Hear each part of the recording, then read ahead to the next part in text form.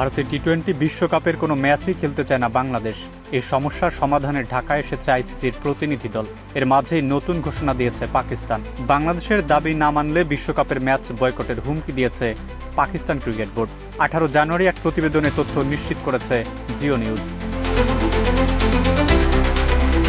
প্রতিবেদনে বলা হয়েছে, টি-20 বিশ্বকাপ খেলতে বিসিবি যে কারণ দেখিয়েছে সেগুলো বৈধ মনে করছে ইসলামাবাদ। শেষ পর্যন্ত এই ইস্যুতে আইসিসি কোনো সমাধান না আনতে পারলে বাংলাদেশের পক্ষ নেবে তারা। এমনকি টি-20 বিশ্বকাপে অংশগ্রহণের সিদ্ধান্ত পুনর্বিবেচনা করবে বলে জানিয়ে দিয়েছে পাকিস্তান। সেই সাথে ভারত যেন বাংলাদেশকে চাপ দিতে না পারে সেটাও দেখা হবে ইসলামাবাদের পক্ষ থেকে।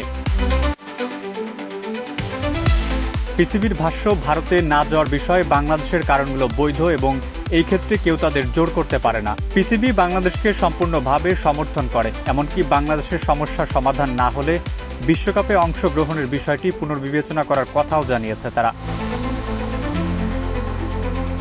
নিরাপত্তার শঙ্কায় ভারতে টি-20 বিশ্বকাপ খেলতে যেতে চায় না বাংলাদেশ। নিজেদের ম্যাচগুলো শ্রীলঙ্কায় সরিয়ে নিতে আইসিসিকে চিঠি দিয়েছে বিসিবি।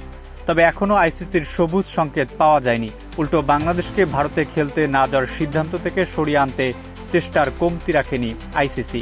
এমনকি শনিবার বাংলাদেশের প্রতিনিধিও পাঠায় তারা, তবে মন গলেনি বিসিবি কর্তাদের। এদিকে ভারত বিশ্বকাপ থেকে সরে দাঁড়ানোর সিদ্ধান্তে অনড় থাকতে পাকিস্তানের সমর্থন চেয়েছে বাংলাদেশ। এমন পরিস্থিতিতে বাংলাদেশকে পূর্ণ সমর্থন দিতে প্রস্তুত পাকিস্তান।